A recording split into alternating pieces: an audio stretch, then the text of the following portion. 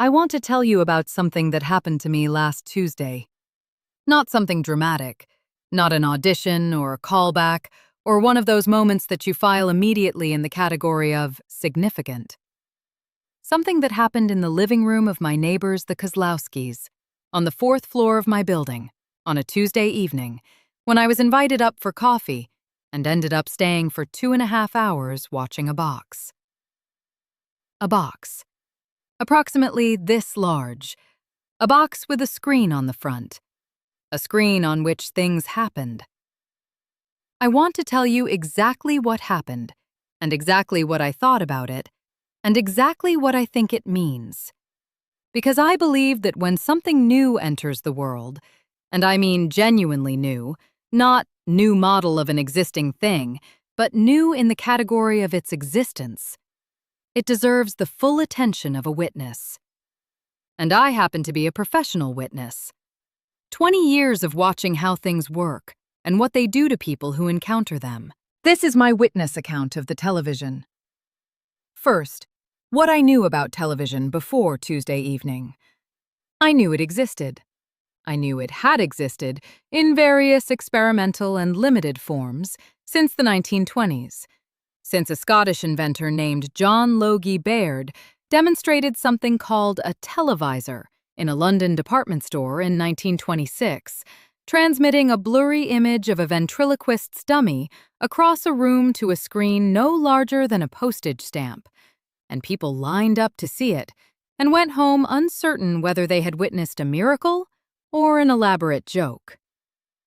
I knew that NBC had begun regular television broadcasting in New York in 1939, that the World's Fair that year featured television as its central technological wonder, and that the war had interrupted everything.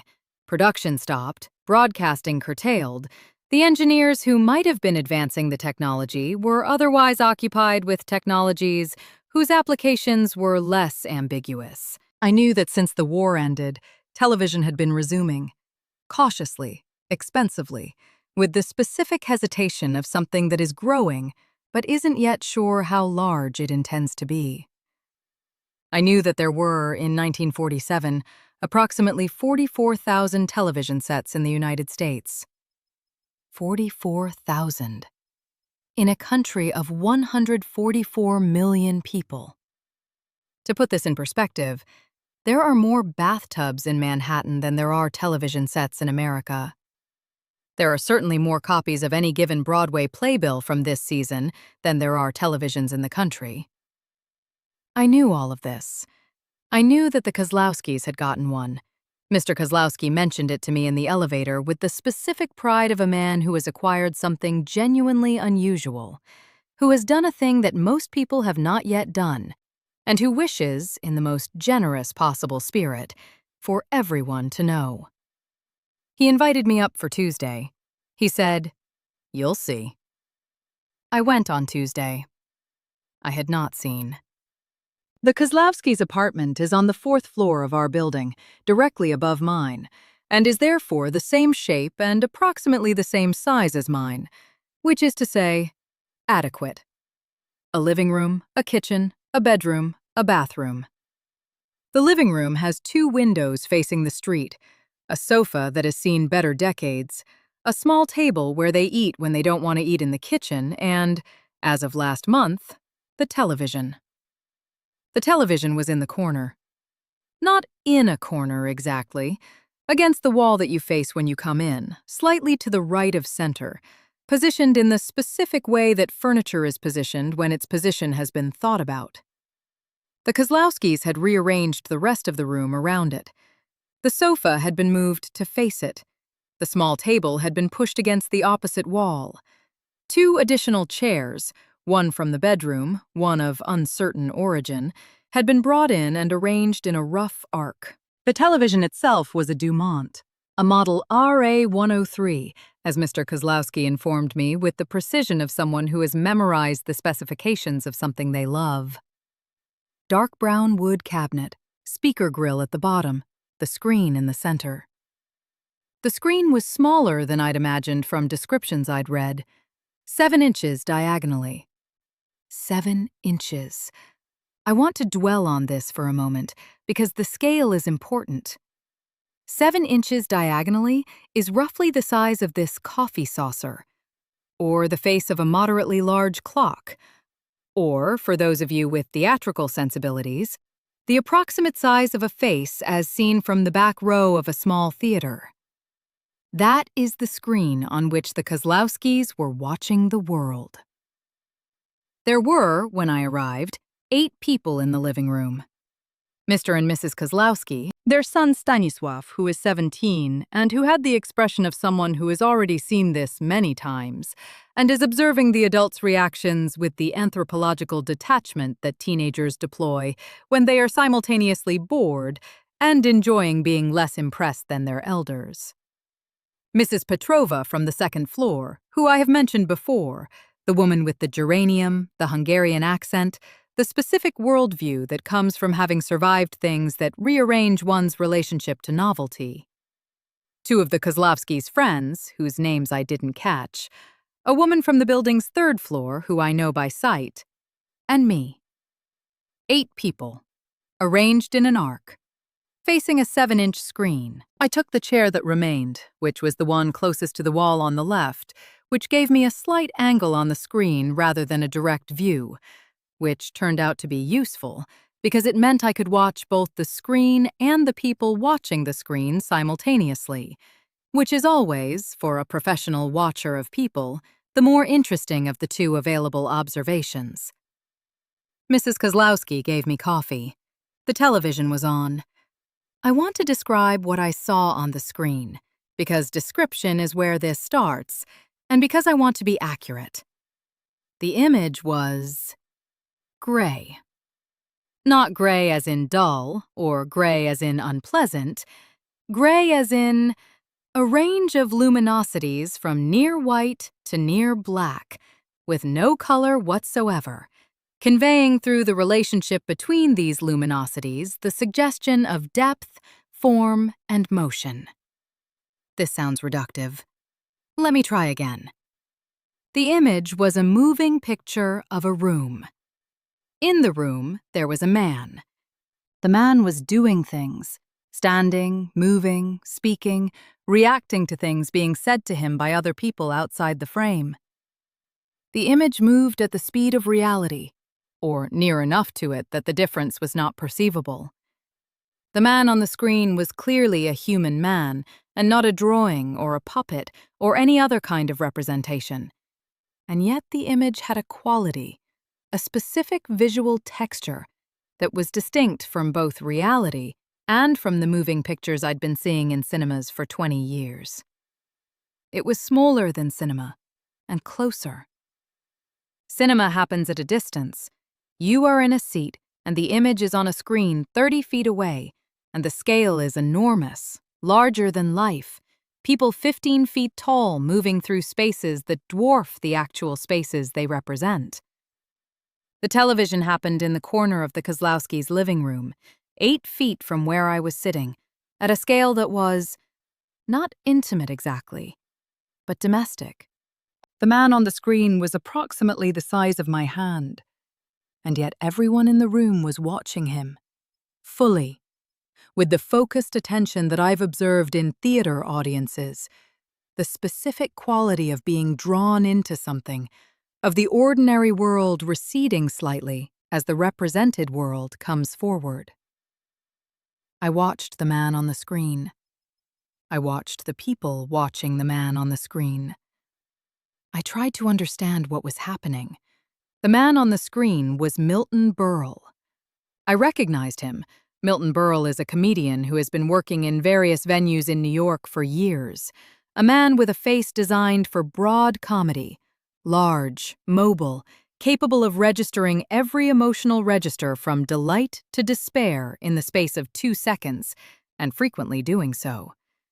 He had worked in vaudeville, in radio, in film. In September of this year, 2 months ago, he became the host of the Texaco Star Theater on NBC television, and by all accounts, this program has become something significant.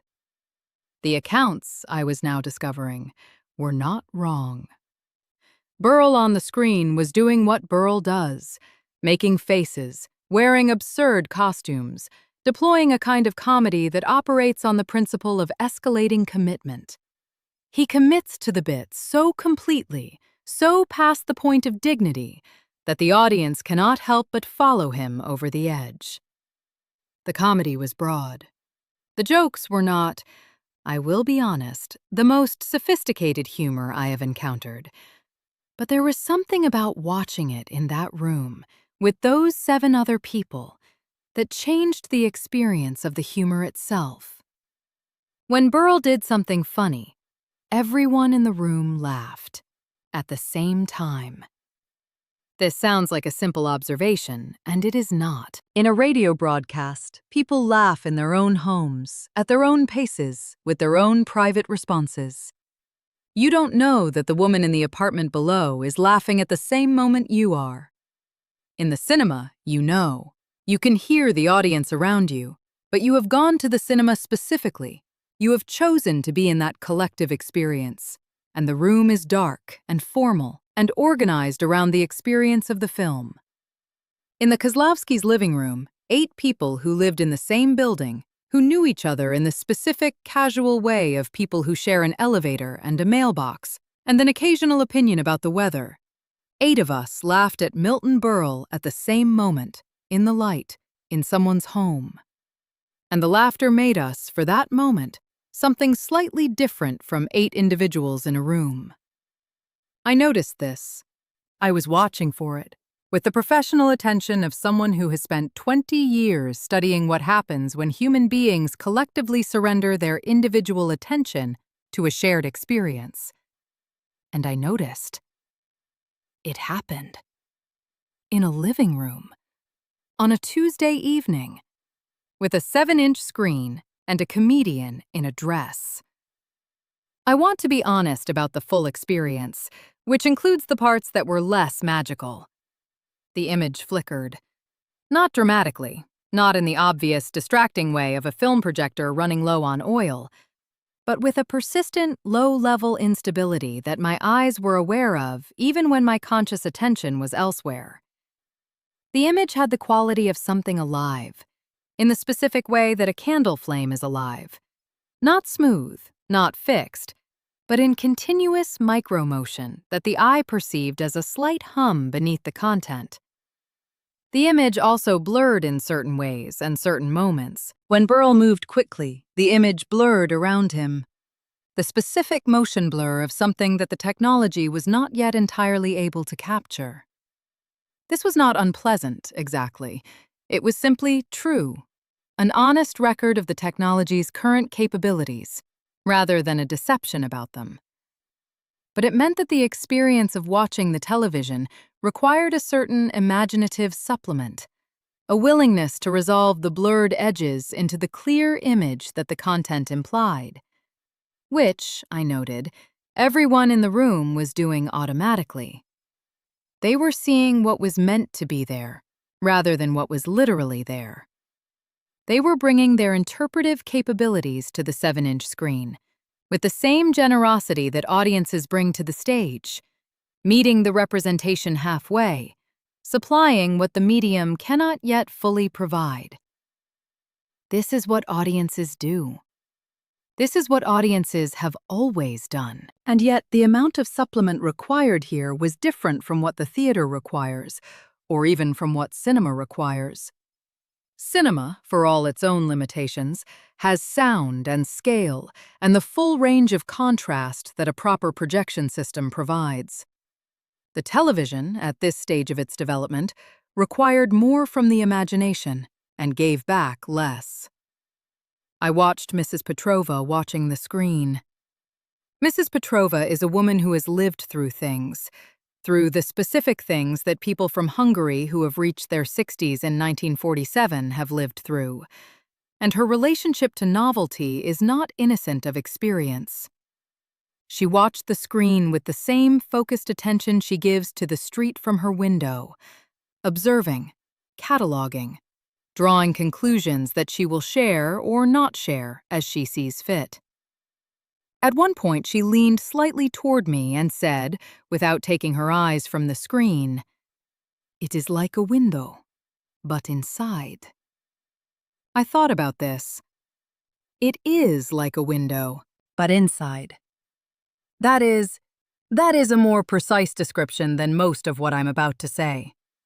I'm going to say it anyway, because precision isn't the only useful mode, but I wanted to acknowledge that Mrs. Petrova got there first. There is something I have not yet mentioned about the television experience at the Kozlowskis, because I have been describing it in its ideal form, and the ideal form is not the form in which it actually occurred. The television signal, in 1947, arrives through an antenna. The antenna is a device, a collection of metal rods arranged in a specific configuration, which is mounted, in the case of the Kozlowskis and most other television-owning residents of New York City, on the roof of the building. From there, a cable runs down the side of the building and through a small hole in the Kozlowskis' wall to the back of the television set. This antenna receives the broadcast signal from the television stations, from NBC's transmitter at the Empire State Building, which sends its signal out across the city and which can be received, with varying degrees of clarity, by anyone with an antenna positioned appropriately. Appropriately is the operative word. Because television signals in 1947 are line of sight, they travel in straight lines from the transmitter and do not, unlike AM radio signals, bounce off the ionosphere and travel impossible distances. This means that buildings, hills, and other obstructions interfere with the signal. It means that weather interferes with the signal. It means that airplanes passing overhead interfere with the signal, creating a specific kind of distortion that the Kozlowskis' son Stanislaw explained to me with the weary expertise of someone who has explained this many times. When a plane goes over, the picture goes wavy for a few seconds. You get used to it. I had not, by the end of the evening, gotten used to it. During the 2.5 hours I spent in the Kozlowskis' living room, the image was interrupted by atmospheric interference 3 times, by what I assume was aircraft twice, and once by a brief adjustment that Mr. Kozlowski made to the antenna by going up to the roof in his coat and turning it slightly, while Mrs. Kozlowski stood at the window with a scarf held out to shield her face from the cold and called up her assessment of the picture quality improvement. "Better?" Mr. Kozlowski called down. "A little better," Mrs. Kozlowski called up. "More?" "Maybe a little more." He turned it more. "That's good," she called. "Come down, you'll freeze." He came down. The picture was indeed a little better. I thought, sitting in my chair watching this, that the ownership of a television in 1947 involves a relationship with the roof of your building that radio ownership never required. The radio sits in your living room and connects to the world through the air, without your active participation in the connection. The television requires that someone go up to the roof occasionally and turn a metal apparatus in the cold. I find this human in a specific way. The technology that promises to bring the world into your living room requires, in practice, that you go to the roof in your coat. At some point during the evening, I think it was after the second antenna adjustment, during a stretch of particularly clear picture, Mrs. Petrova turned to me and said something. She said it quietly, which is Mrs. Petrova's mode for things she means seriously. Mrs. Petrova speaks loudly when she is being social, and quietly when she is being true. I had learned this distinction in the 1.5 years since I moved into the building. She said, "My mother never saw a photograph. She died before photographs were common. She was 63. I waited. She said, "My mother saw photographs eventually. There were some by the time she was 50. She didn't know what to think of them. She said, 'This is a person, but where is the person?' She meant you can see the person, but you cannot speak to them or touch them or know what they are thinking." She looked at the screen. She said, "This is the same question, only now the person moves." I thought about this for the rest of the evening.